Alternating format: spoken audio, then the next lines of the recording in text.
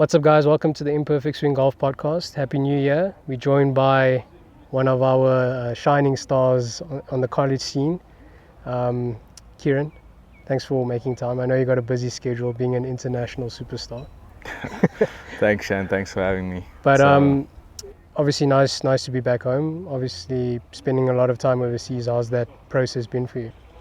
Yeah, it's been life-changing. It's a whole new experience. For me, I've learned a lot about myself. I've become very independent, and I love meeting new people. So it's been fun. And I mean, it's kind of like you've been almost nurtured for the college scene with the Golf RSA national squad. You obviously had to earn that spot to get into that squad, but once you were in there, there was a solid foundation being set by the Golf RSA team. You had top quality coaches, nutritionists, physical coaches as well. Does that almost feel like you kind of being pushed in the right direction from that point already? Yeah, for sure. I always say golf in South Africa is got a bright future, and that's all thanks to Golf RSA, Johan Rupert and Grant Eppen, and what they do for the game of golf back over here. And that's all prepared not only myself but the many other players that have gone over there and pursued their careers. So yeah, they've helped us in many ways, like you said, nutrition-wise, golfing-wise, fitness-wise, and it's all full circle. It comes full circle to when we need to go over there and get things going. I think I met you the 2020 SA Open.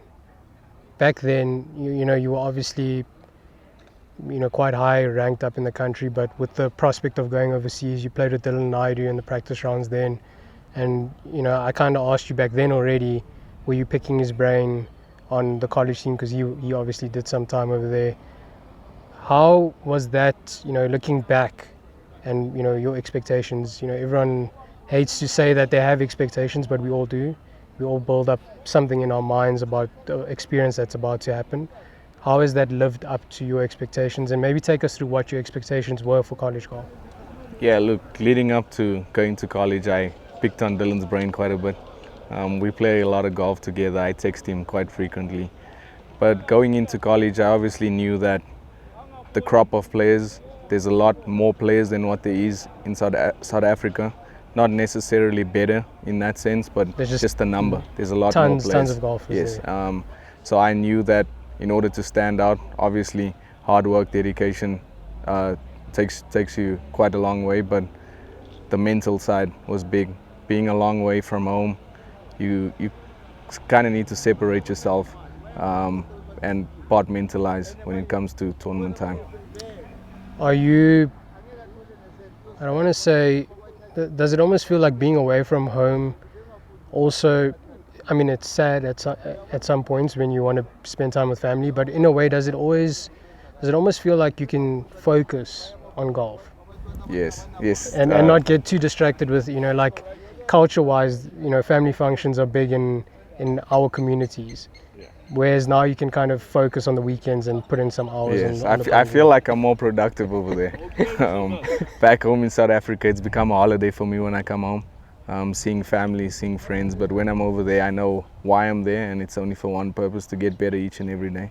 So I've found that I've been more productive, more focused, and it's allowed me just to get closer each and every day to my goals and my dreams. What would you say, you mentioned the crop of golfers in America and the crop of golfers over here.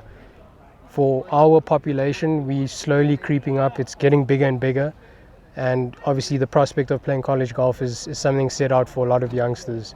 What's your advice to young golfers about playing college golf, and maybe take us through that real life, realization of how serious it is over there as well?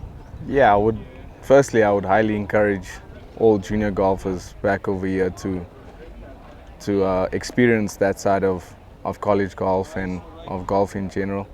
Not only but for golf, but also for yourself. You become independent, you learn, like I said, I learned a lot of things about myself. You learn a lot of things about yourself when you're over there, when you're alone, when it's lonely and times get rough. but most importantly, it's the competitiveness that comes with each and every week that you play. You can't just slap the ball around and somehow just make a score. You need to be on your game, hitting the ball well and finishing well in order to be in contention. And that's what I've learned to slowly just that 1% each and every day just to get better on all those aspects of your game takes you a long way. Talking about putting scores together, you've racked up 2 victories so far in your college career. What's the difference between when you look at yourself as a golfer now versus 2020, before your college career started? What would you highlight in differences in mental approach and also your physical game? Is there that much of a difference, and what kind of clicked for you? I wouldn't say, obviously physically I became a lot stronger. Mentally, I became a lot more mature within myself, and that obviously went through to my golf game. But it helped me make better decisions on the golf course, which saved me a couple shots each and every round. And then obviously hitting the ball a little bit further helps to make a few more birdies each round. But for the most part, my game, I've always been a good iron player. I've always based my golf game around that and giving myself the opportunities into the greens. But most importantly, my mental side, I became a lot more mature. And when you say mature, by that do you mean handling and accepting when things don't go your way? Because we all want to hit the perfect shot every single time, but there's a time when things just don't work out. But is that kind of the maturity you're heading at now? Yeah, I like to play golf freely, and I feel like when I was younger, as you said, trying to hit the perfect shot, you try and get in a zone where you try and perfect everything. I've learned that over the last few months, when I play free, I play my best, and as well as setting your expectations. I'm not one that sets high expectations. I know I put in the hours, I put in the work, so my expectations are always low, but at the same time, I know what to expect from myself. And yeah, playing freely allows me to be who I am on the golf course and just do what I do. And talking about picking up distance, I always kind of say to our youngsters over here that you don't need to chase the distance, but it's almost coming back to you playing freely. When you're swinging and you're comfortable in your own swing and skin, the distance almost comes on its own, because you're adding a few kilometers just by being comfortable. And I think, is that something that you realize, like you're not necessarily swinging harder, but you kind of just swinging freely? Yeah. It goes back to when you're practicing and when you spend all those hours grinding on your technique, and when you need to put it into play. When you're on the golf course, you need to basically just swing and relay the technique that you've worked on. Swinging freely, yes, it's helped me, but more importantly, I think the game is won on the putting green, as we all know. That's also been a big emphasis for me in my short game, trying to improve that each and every day to help me get better. Have you noticed going over there that guys put in way more hours on the putting green than some of our guys over here? Yeah, I've noticed that around the green, guys chip a lot more than what we do. The grass is obviously different and it's a lot more difficult. Yeah. Bermuda, it's so unpredictable. You don't know what you're going to get each and every time you play. So just familiarizing yourself with each and every lie. So yeah, you spend a lot of time chipping and putting, and that's what I've noticed. Going back to winning on the college scene, did you expect that? And if you be honest here, is that kind of where you were heading in those moments? Did you feel like a win was around the corner? Yeah, towards the end of my first semester, I was playing good golf.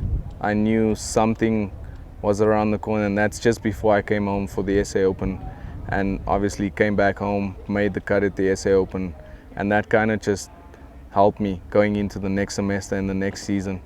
I didn't really expect much when I actually won. Yeah. It just kind of all fell into place, and I knew my game was where it needed to be, but it all fell into place, worked in my favor.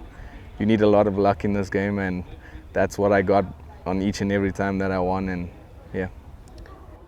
Talking about maturing and growing up as a golfer, let's go back into your younger years. Obviously, having a brother that's a good golfer, fair to say, he's on the Sunshine Tour as well. How have you guys bounced off each other during this period? Golf is a lonely sport, but when you have a brother playing, does that kind of make it a bit easier? Because you can be a bit more honest with each other. If there's a struggle in your game, you can kind of open up and because let's say I'm talking to you about what I'm struggling with. I don't really want to tell you everything because it maybe it looks like weakness, but with your brother, it's a different story. Yeah, having a brother that obviously, as you mentioned, plays on tour, it's been for the most part fun. We have fun lots of times, and especially when we were younger. For several years we used to practice together. Obviously now that I've progressed into college, I don't see him that often, but he's just a message away, and I'll send him a swing video, he'll send me a swing video and ask me, have a look here, what do you think? And yeah, we feed off each other, we bounce off each other. His support towards me has been immense, and he's been a role model for me from when I was younger right up to now. What's your thoughts on, I suppose, turning pro? You have the opportunity to turn pro at any point right now. Is there a piece of you that feels like you could be ready for pro golf, or are you going to stick it out, finish your college degree and that side, and then go out and pursue a pro career? I don't think I'm ready as of now. I think there's... Does that help with Kieron? You kind of can bounce off that aspect of it as well, and gauge what's happening on tour right now as well. Yeah, I speak to him a lot, and he always tells me that there's no rush. I also know that I've got quite a long way to go experience-wise. I need to learn a few more things. But with that being said, there's a few incentives for college golf as well. I don't know if you know the PGA U rankings. So the top graduate of my year would be 2025, gets a PGA Tour card. And those incentives just motivate me to complete my schooling career. And it's no harm. I'm learning while I'm going along. I'm playing against the best college golfers or golfers in the world, and there's incentives and benefits to that. How's the academic side of this all? I mean, it's fun to be on the golf course and to put in the hours that you guys do, and the amount of tournaments as well, but also competing in the classroom against yourself. How has that been, and making sure you kind of have that right balance? Yeah, my mom always used to tell me that everything in life is about balance, and it's all about balance. It's just balancing what you need to do, when you need to do it, and how you're going to do it. Schooling wise, it's not hard. School in America is pretty easy. So for the youngsters that are willing to pursue careers, schooling is not hard over there. So yeah, I'm taking it in my stride, and I'm doing pretty well at school. Talk about this off season now that you've just went through. Obviously, coming back from an injury. In a way, I guess it comes at the right time. You're coming back home. You're taking it easy as well. You're not necessarily putting too much time on course. Do you think that also, you mentioned a lot of luck in this game, that coming at this time of the year, how does that ease you a bit as well, that you're not necessarily losing ground on your other teammates and college golfers over there? Yeah, look, it couldn't have came at a better time. We finished our season right at the end of October, and in the last event I got injured. We had about, till now, 2 months off. So it's been a blessing in disguise for me to recharge, to also value how much we need to take care of our bodies, what we put into it, and how we manage our bodies while we're on the road. So it's been good. I'm happy that the injury came at this time. It's allowed me also to take some time off, spend some time with family, and just enjoy the festivities. And let's talk, you mentioned the benefits of sticking out. Is that now the end goal, to get that PGA Tour U ranking spot come 2025? Yes, hopefully, if all things go well, and that's my plan, to stay over there, turn professional in America, it's always been a dream of mine to play on the PGA Tour. So if I have an opportunity to speed up the process a little bit, I'm going to take it with both my hands. So that's my focus for the next 4 years. Obviously, I'll come home, play a few co-sanctioned events if that opportunities arise. But for so far, that's my goal. What would you say now, looking at the lifestyle, South Africa and America, there's we all go through that phase of, I need to get out of the country, blah, blah, blah. There's a lot of negative things about South Africa, but when you're on that side of the world, you miss home a lot, don't you? Shan, home is always home, and I always say I've been fortunate enough to travel to a few countries around the world, and home is always home, and it's beautiful. South Africa is a beautiful place. It's got beautiful people as well. Unfortunately, things don't work efficiently as they should, but the place and the culture and the people, the energy that you get from the country and the people is a different class. America's lifestyle it's been good. As I said, opposite to us, everything works. It's efficient, but it doesn't get as beautiful as what this gets. So you flying out in 2 days. You back to full health now. You kind of getting back into the reps, getting back into tournament mode. What changes in your prep from off season to getting into the season?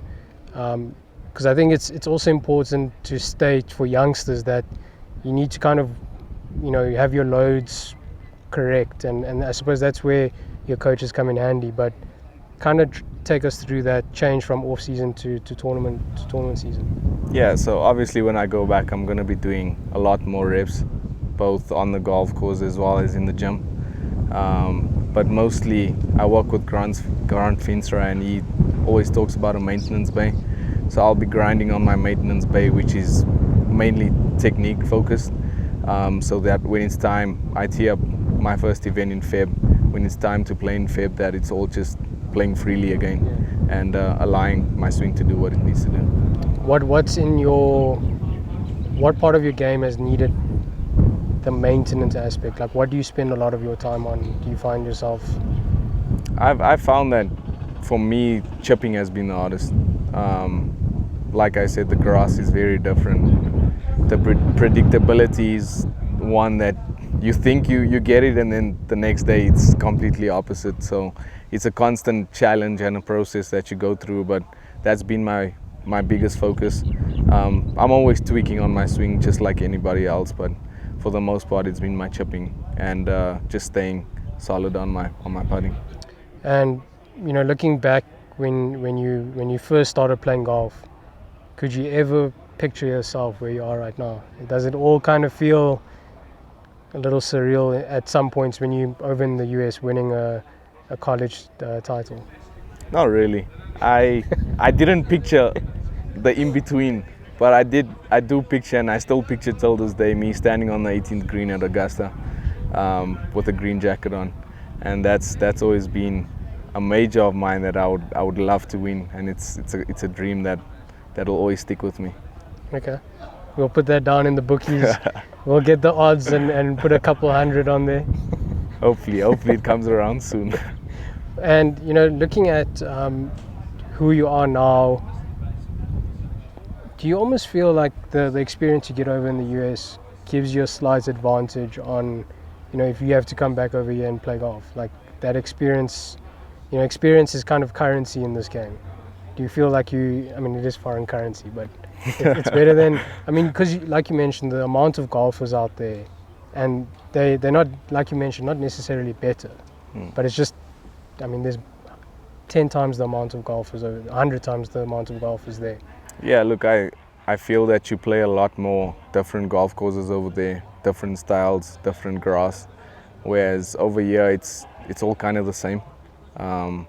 Over there I've picked up a lot of experience on course management wise. I'm fortunate enough to have my coach who's a national champion himself, NCAA Division I national champion, so he helps me a lot with that and just plotting myself around the golf course. That's helped me a great bit, but with that being said, managing the expectation when you come over here is also key. You can't think that you're too big for your boots when you come over here The game just will humble because you. you are playing in America and you're doing well. Golf is still the same game, and you still need to get the ball in the hole as quick as possible. And you were named the Black College Golfer of the Year. Is that something that comes along with all the hard work you've put in? Is that something that you wear proudly on your badge and kind of embrace that aspect of it as well, knowing that the game of golf is very far from being a diverse sport. In grassroots level, it's still kind of a very white sport or elitist sport, to put it that way. Do you feel that proud feeling when you wear that name? Yes, I'm very proud to be a representative of that title. Not only for black golfers over there, but also for the golfers over here that's off color. As you mentioned, golf is a predominantly white sport. So with that, it's a stepping stone to slowly changing what golf used to be and what it can be in the future for us non-white golfers and for the sport in general. And speaking on that, do you feel, I mean, I've spoken to Dylan about this on the podcast before, but there's a certain energy at certain golf courses when you walk in as a person of color and you're not necessarily known in that spot. Do you feel in the US there's that similar feeling, or is it not that much of a muchness? No, it's not that much of a muchness. It's more class. Okay, it's more like income-wise. Yes, it's more your level of class and your wealth. What car did you arrive in the parking lot with? There's a lot of private golf courses where I'm from, and every time we play at those private golf courses, you need to watch what you say, what you're doing on the golf course. So it's more of a class thing than a race thing. Okay. Yeah, it's been I mean, obviously the Sunshine Tour is constantly working on becoming a more diverse tour, and we're seeing the fruits of it. I mean, a lot of our close friends that are doing well on tour, getting opportunities. I think that's what it comes down to. And I almost feel like, I think in the US they have that tour, APGA. Yes. And it's out there, but you don't really see it unless you're from America. Like, I only see it because I'm so entrenched in golf and in that community. But if you ask someone here at this clubhouse, they wouldn't know what APGA is. So it's just interesting to see how people prioritize that trying to become more diverse. Yeah, I didn't know about that either until I got over there. Yeah. And even now, I had to remind myself that it's something that's still going on. And recently, we saw Willie Mack got his PGA Tour card through the Corn Ferry Tour, and he's a product of the APGA Tour. So yeah, once again, I feel like it's a stepping stone in the right direction. There's moves, there's differences that's being made. I hope I can be influential in that process and help speed that up, as well as what Tiger Woods did. Waiting for that green jacket moment. We're waiting. So going into the remainder of your second year, is there, with the 2 wins that you've picked up, do you have internal expectations, or are you kind of just, like you said, taking it in your stride, one day at a time, 1% at a time? There is, of course, internal expectations. I always want more of myself. I expect more of myself each and every day to get better. I believe if I stick to my processes and do what I need to do, I know I'm a hard worker, and when I get my head down, I do what I need to do. But once again, managing your expectations, the luck that you need, it's out of our control. So I'll just do what I need to do and control all the controllables, and see how far it gets me. Moving off the golf course, being in America, far from home, far from friends and family, how have you managed your off-course time? Is there some other activities you've picked up on just to keep the mind busy and off of thinking of improving? How have you managed that balance as well? Yeah, being part of a team environment has helped not only me, but every other teammate that's part of my team. We basically like brothers to each other. We do everything together, from swimming after practice to playing table tennis to doing schoolwork together in the library. We do everything together, but we've got so much to do over there that you almost don't have time to miss home, or You're too occupied. Yes, to be too fixated on what position you need to be in your swing, that you're constantly moving and progressing, doing other things, that your mind you get distracted, which is nice. There's also a lot of distractions there. Have you navigated those well? Yeah, I'm young, but There's balance again. there's balance here. Like I said, life is all about balance, and But it is easy for someone to slip into yeah, kind for of sure. losing that focus. And Yeah, look, you're all the way in another country on your own. What you weren't able to do over here when your mom was around and watching you, you're able to do over there when no one's watching you. So it's something that you need to manage, but it's also something that you learn about yourself and what you want in life. If you know what you want and what your values are, it becomes a lot easier to not get down and distracted. so, talking about the distractions, there's a lot of self-control that comes in with that. Is that the growing up aspect of being on your own as well? Yeah, it boils down to what you want and where you see yourself. Yeah, that's all I'm gonna say for now. Yeah, it's what you want, what you value, and where you see yourself will determine what decisions and choices that you make off the golf course that may be able to derail you. Yeah, sure. It's like you said, and I said, it's about balance. It's nice to have a good time now and again, but you should know when to do Yeah, that. you're not doing it the day before final round. No. We're not allowed to, firstly, but also that's not advisable. Advisable decision. Yeah. Looking into, the way, I would almost say the path of turning professional, do you feel like there's almost a pressure on younger players to become the next, if you look at the way Jordan Spieth didn't finish college, spent like a couple months and then all of a sudden he's a PGA Tour player. Do you feel like those kind of stories jeopardize certain player careers because they feel like they need to live up to that kind of expectation? Yeah, I think with the PGAU that's coming, That will kind of put people in place. It's kind of forced people to stay a little bit longer, giving them that opportunity that they can turn pro a bit later. But yeah, like we've had a few golfers over here that I've played with on the amateur circuit, that if they don't go to college, they feel like they need to turn pro because there's not anything else for them to do.